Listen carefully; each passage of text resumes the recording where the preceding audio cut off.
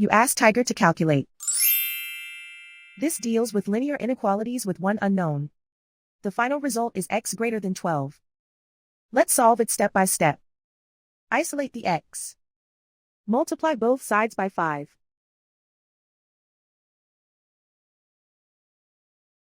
Group like terms.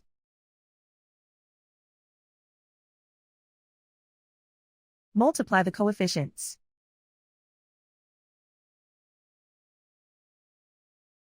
Simplify the fraction.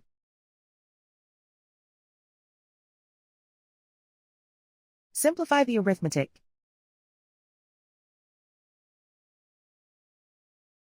Plot the solution on a coordinate grid. And so the final result is x greater than 12.